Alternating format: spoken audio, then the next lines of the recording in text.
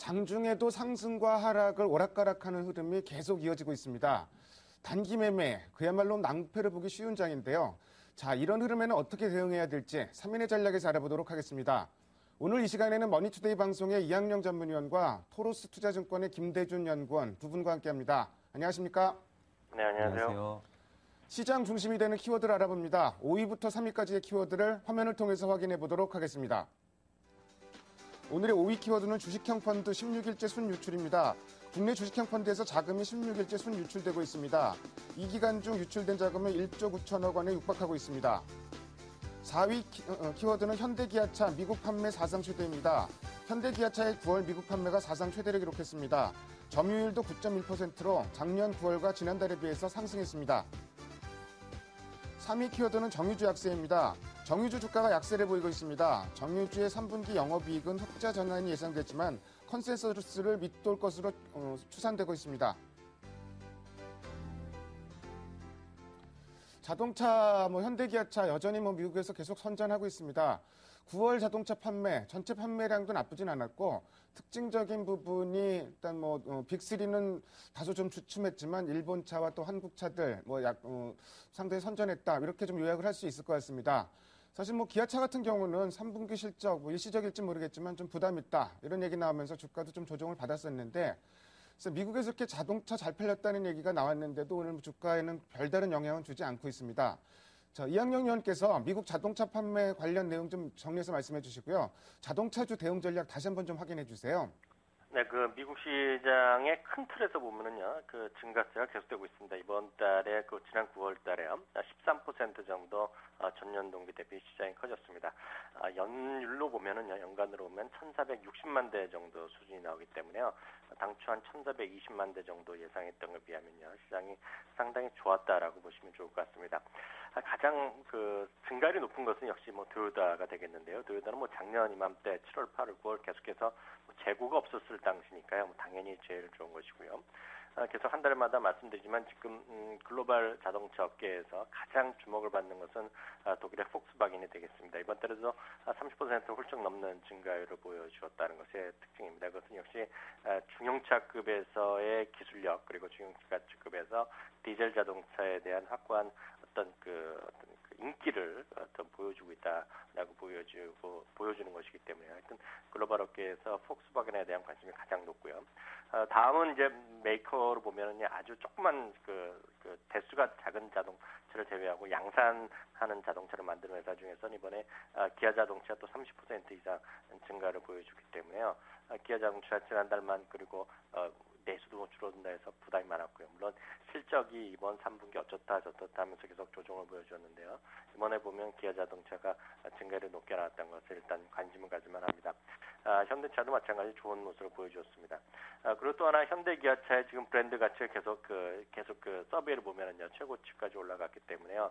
여전히 시장 커지고 있고요. 점유율 올라가고 9%대 오겠다는 측면에서 보면 장기적으로 여전히 매수 및 보유 의견을 다시 한번 드릴 수 있습니다. 물론 국내 시장이 워낙 어렵다는 점 분명히 부담스럽고요. 앞서도 잠시 언급했다시피 이번에 실적 컨센서스가 조금 줄어든다 이런 부정적 뉴스가 없는 건 아니지만은요.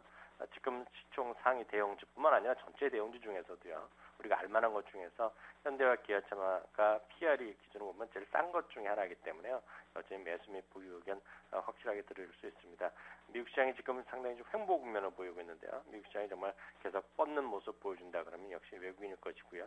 그 선봉에 삼성전자랑 현대차가 없이 주식을 논하기는 상당히 어렵다는 거 제가 확인드립니다. 자동차 주식 최근 들어서는 다소 주춤거리는 그런 소식도 좀 들렸었는데요. 미국에서의 판매 호전 여전히 상당히 좀 반가운 소식인 것 같습니다.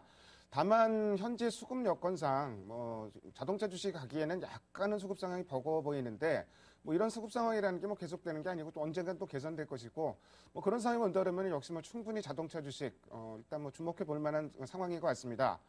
반면에 정유주는 어닝 시즌 다가오니까 조금 꼬리를 내리는 듯한 모습입니다. 기대감이 상당히 많았는데 일단은 흑자는 전환할 것이다. 그렇지만 영업이익이 시장 기대치에는 못 미칠 것이다. 이런 의견이 좀 지배적인 것 같습니다.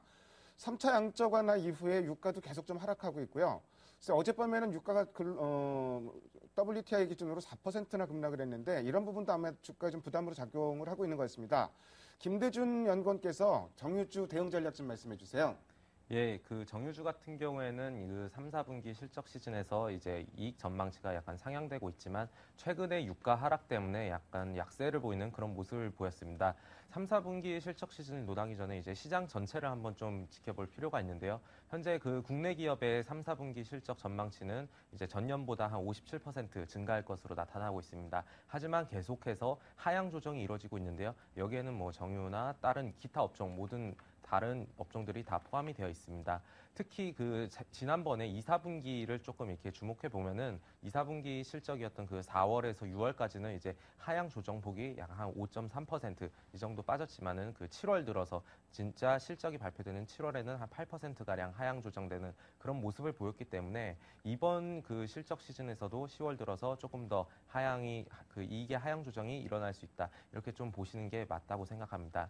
특히 그 현재 그 글로벌 경기가 약간 부진한 상황이고 중국이나 유로존 같은 경우에 제조업 경기 자체가 좀 위축되고 있는 국면이기 때문에 우리나라 같은 경우는 그 수출 기업들이 많아서 우리나라가 또 직접적인 타격을 받을 수밖에 없는 그런 구조입니다. 그 실적을 좀 찾아보시면은 현재 그 실적 전망이 상향되거나 좀 이렇게 하락폭이 좀 작은 그런 업종 중에는 이제 정유나 뭐 자동차, 제약 이런 것들이 포함되어 있는데 정유주 같은 경우에는 아까 앞서 말씀드렸다시피 이제 유가 하락에 따른 그 정제 마진이 축소될 수 있다 이런 우려가 전반적으로 작용하면서 투자 심리가 약간 위축되고 그로 인해서 이제 주가는 좀 빠지는 그런 모습을 보이고 있습니다. 어제 발표된 그 미국 에너지청 같은 경우에는요, 일단 그 미국의 원유 공급량 자체가 이제 한 652만 배럴 정도를 이제 그 생산을 했다고 하는데 이 수치 자체는 이제 1996년 이후로 가장 높은 수치입니다. 하지만 그 미국 내 경기도 약간 둔화되고 있으면서 이 수요를 이 공급에 따른 이 물량을 수요가 완벽하게 받쳐줄 수 있느냐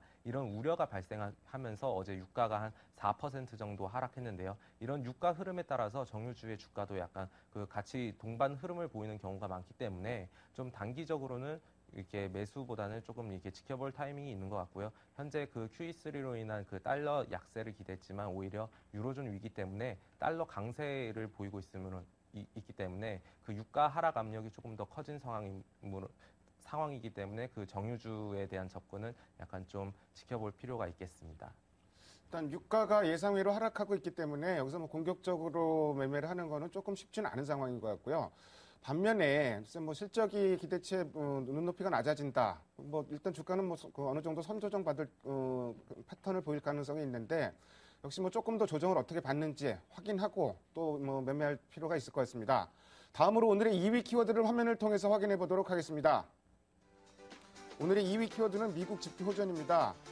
미국의 지표들 뭐 일제일 다 호전이 됐습니다. ISM 서비스업 지수 일단 뭐 예상치를 크게 아주 대폭적으로 웃돌았습니다. 그래서 뭐 상당히 좀 긍정적인 모습이었고 ADP 민간 고용 증가 속도는 좀 둔화됐는데 예상치는 또 웃돌았습니다. 그래서 뭐 긍정적이고 사실 근데 뭐 이런 지표들이 그렇게 뭐 미국 시장에 원래부터 영향을 많이 주는 지표는 아니었지만 어쨌든 뭐 이 영향을 거의 안 받는 모습을 보였습니다. 자, 이제 드디어 내일에 미국 고용 보고서가 발표되는데, 자, 이 부분은 또 어떻게 움직일지 아무래도 시장의 고용 보고서는 좀 영향을 줄 것 같은데 이학년 의원께서 좀 정리해서 말씀해 주십시오. 네, 그 고용 보고서는 정말 그 미국 시장에서 특히 FOMC에서 그 어떤 여러 경제 지표를 판단할 때요 중시하는 것 중에 대표적인 거죠. 한 70% 정도가 영향을 미친다고들 그 전문가들이 얘기를 하고 있습니다. ADP 고용 지표가 이제 민간 고용이 16만 건이 났는데요. 당초 14만 건 정도 예측했기 때문에요. 상당히 좀 더 좋은 결과가 나왔습니다. 문제는 그렇다고 해서 시장이 별로 크게 움직이지 않았었는데요. 이 부분은 좀 이해가 필요합니다. 왜냐하면 지난 9월 달에도요. 그 민간 고용 지표 ADP는 상당히 좋게 발표됐는데 정부에서 발표한 고용 보고서상에서는 별로 좋지 않게 나왔습니다. 그렇기 때문에 좀 간극이 컸다고 보시면 되겠습니다. 두 개의 차이가요. 그렇기 때문에 이번에도 그거에 대해서 좀 신뢰를 아직은 갖지 않는 것 같은데요. 맞습니다. 이제 금요일날 지금 미국 시간으로 금요일날 그 이번에 고용 보고서가 나오는데 중요한 것은요. 이번에 예측은 11만 5천 건 정도의 비농업 고용의 일자리가 늘어났을 거로 지금 파이낸셜 타임즈라든가 블룸버그는 예측을 하고 있고요. 실업률은 지난달보다 조금 더 높아서 0.1%포인트 높아서 8.2% 내지 8.3%포인트가 정도 될 거라고 예측을 하고 있습니다. 문제는 지난달에도 말이죠. 11만에서 12만 건을 예측했다가요. 결국은 9만 6천 건 늘어난 것으로 불과했기 때문에 실망스러운 결과가 나왔는데요. 이번에도 기준점은 11만 5천 건 정도에서 플러스냐 마이너스냐를 보셔야 될 것 같고요. 지난달에는 고용보고서가 안 좋게 나왔기 때문에 오히려 이번에 9월달에 이미 과거가 됐지만은요. 이번에 그 FOMC에서 분명히 양적 완화를 할 것이라는 기대감이 드는데요. 이제는 다르다는 거죠. 이제는 고용이 좀 개선되는 것을 분명히 보여줘야 될 것 같고요. 첫 번째 이제 그 테스트가 이번 금요일날 보고서가 될 거라고 이해를 하시면 좋을 것 같습니다. 참고적으로 지금 FOMC에서 그 얘기했던 벤버랭크 의장도 여러 번 얘기했던 고용 시장이 좋아질 때까지 이제 양적 완화를 무제한한다는 것인데요. 그것에 기준되는 것은 실업률 7%고요. 그 정도 되려 그러면 전문가보다 얘기가 많이 틀린데요. 매달 신규로 늘어나야 될 일자리가 최소 30만 개에서 많게는 50만 개까지가 계속 늘어나야 되기 때문에 지금 11만 건이다, 12만 건 얘기하는 것은 아직은 멀었다는 정도 이해하시면 좋겠습니다. 어쨌든 지금 어떤 지표보다도 미국의 고용 지표는 유심히 좀 보고 있을 것 같은데 어쨌든 내일 예상치보다 좋게 나오면서 좀 어떤 시장의 모멘텀으로 작용을 했으면 좋겠습니다. 유럽 쪽 얘기 좀 살펴보면은 스페인은 구제금융을 신청을 하겠다는 건지 안 하겠다는 건지 한다는 얘기 나오면 또 한쪽에서 아니라 그러고 이렇게 계속 헷갈리는 상황입니다. 이런 와중에 오늘 밤에 우리나라 시간이죠. 오늘 밤에 ECB의 통화정책회의가 있고요. 드라기 총재가 또 어떤 얘기를 할지 모르겠습니다. 그리고 다음 주에는 유로존 재무장관 회의가 있는데 김대준 연구원께서 관련 내용 좀 정리해서 말씀해 주십시오. 예, 오늘 밤 8시 반에 ECB의 통화정책 회의가 이제 진행이 되고요. 9시 반에는 드라기 총재가 이번 회의에서 어떤 결과가 있었는지를 발표하게 됩니다. 하지만 결론부터 말씀드리면 이번 회의에서는 특별한 정책이 발표되기는 좀 어렵다 이렇게 보시면 될 것 같습니다. 그 이유는 지난주에 이미 재정위기국의 단기국채를 매입하는 OMT를 발표했고요. 앞으로 남아있는 정책 같은 경우에는 이제 전통적인 경기 부양 정책인 이제 기준금리 인하가 있는데 현재 그 기준금리는 0.75%고 전문가들의 한 90% 이상이 동결을 예측하고 있습니다. 또한 다음 주에는 유로존 재무장관 회의가 이제 개최가 되는데요. 여기에서는 스페인의 구제금융과 그리스의 긴축 이행 여부에 대해서 약간 논의를 할 거라고 생각을 하고 있습니다. 하지만 스페인 구제금융 같은 경우에는 오히려 최근 국채금리가 하락하면서 라호이 총리가 스페인은 좀 구제금융이 필요 없다 이렇게 얘기를 하면서 불확실성이 확산되고 있는데요. 그 이유는 국채금리가 약 한 달 전만 해도 국채 10년 금리가 한 6.8% 정도였는데 최근에는 한 달 만에 1%포인트가 하락한 5.8% 정도로 되면서 정부의 자본 조달 비용이 조금 줄어들면서 라오이 총리 같은 경우에는 좀 구제금융이 좀 필요 없다 이렇게 얘기를 하면서 시장에는 불확실성이 확산되고 있습니다. 이러한 얘기들을 유로존 재무장관에 의해서 이제 진행하게 될 것 같고요. 또 그리스 같은 경우에는 이제 트로이카 실사단과 긴축 이행에 대해서 이제 논의를 계속하고 있는데 현재 한 120억 유로 정도의 긴축 안 중에서 한 20억 유로 정도가 조금 좀 부족하다 이런 식으로 얘기가 진행되고 있기 때문에 여전히 불확실성이 큰 상황입니다. 따라서 ECB 회의나 유로존 재무장관 회의 이 회의들을 앞두고 특별하게 크게 무슨 해결이 되는 그런 이슈가 나올 것이라고는 좀 생각되지 않고요. 좀 당분간은 유로존에 대한 불확실성은 좀 이렇게 잔존하면서 지속될 것 같고 조금 상황들을 더 지켜볼 필요가 있겠습니다. 아무래도 9월 달에 무제한 국채 매입이라는 아주 센 게 나왔기 때문에 어떤 정책 변수가 좀 시장의 모멘텀이 되는 이런 상황을 기대하기는 10월 달에는 좀 쉽지 않은 상황 같습니다. 다음으로 오늘의 1위 키워드를 화면을 통해서 확인해 보도록 하겠습니다. 오늘의 1위 키워드는 방향성 없는 흐름입니다. 오늘 시장 흐름 보면은 오락가락 10포인트 넘게 빠졌었는데 그렇게 하루에 변동폭이 큰 것도 아닙니다. 그러면서 상승 하락을 왔다 갔다 하는 좀 흐름인데 뉴욕 증시 다우지수도 밤새 보니까 그렇게 움직이더라고요. 플러스가 났다 마이너스 났다 오락가락하는 모양인데 정말 방향을 잡지 못하고 있습니다.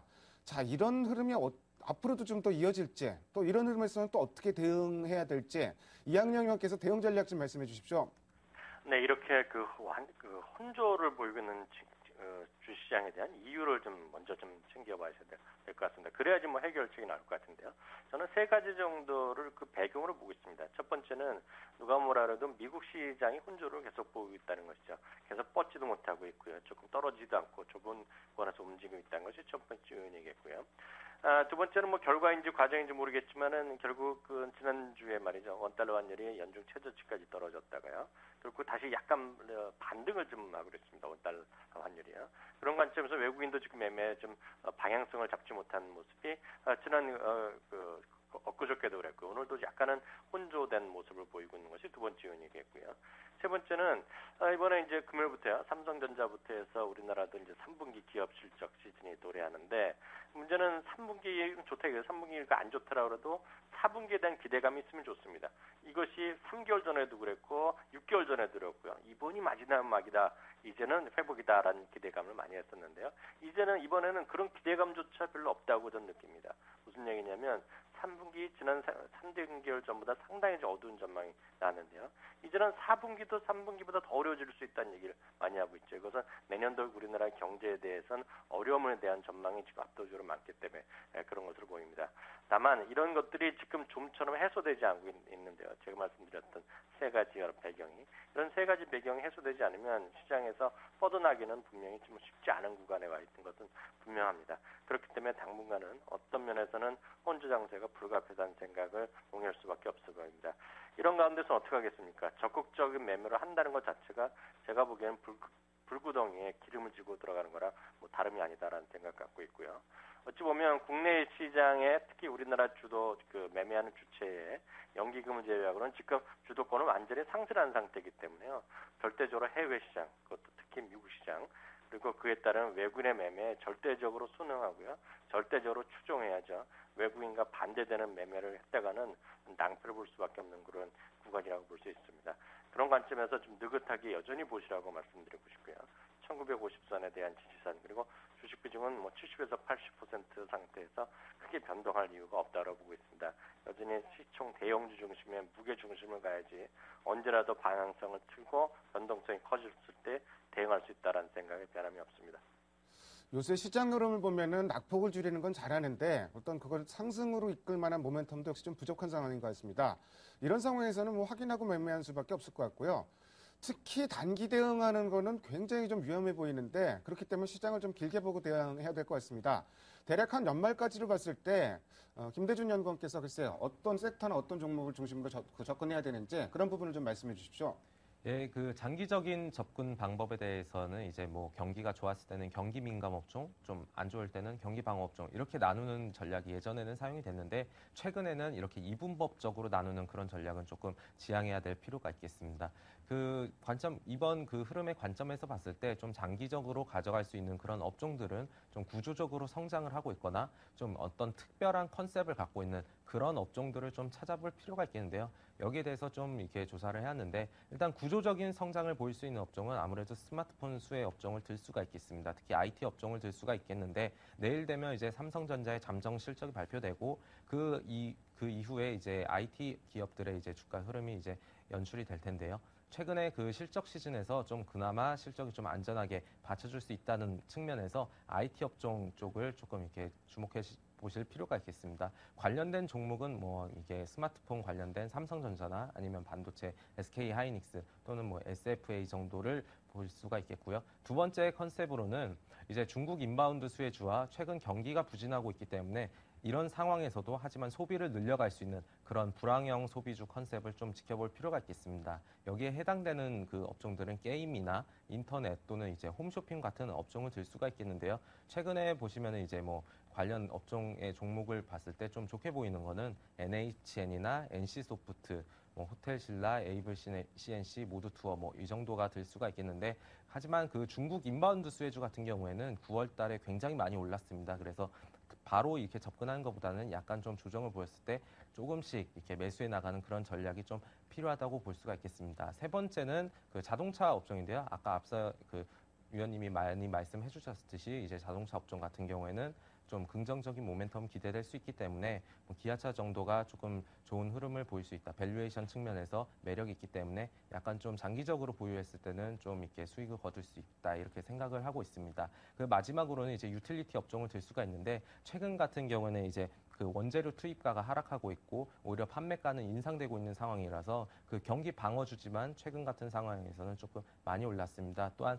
그 연말 배당과 관련해서 좀 배당 수익을 또 추구할 수 있기 때문에 이 관련된 그 업종의 종목에서는 약간 뭐 한전 KPS 정도가 조금 앞으로 좀 이렇게 좋은 흐름을 볼 수 있다 이렇게 생각을 하고 있습니다. 반면에 앞으로 좀 지양을 해야 될 그런 업종들은요. 은행이나 증권 업종을 좀 들 수가 있겠는데요. 증권 업종 같은 경우에는 3, 4분기 실적이 여전히 좋지 않고 4, 4분기도 확신할 수가 없습니다. 최근에 그 주식형 펀드 환매가 계속 지속되면서 그 이쪽 증권사들의 그 실적이 좀 악화되고 있는데요. 따라서 증권 관련 종목들에 대해서는 좀 피하는 게 맞을 것 같고요.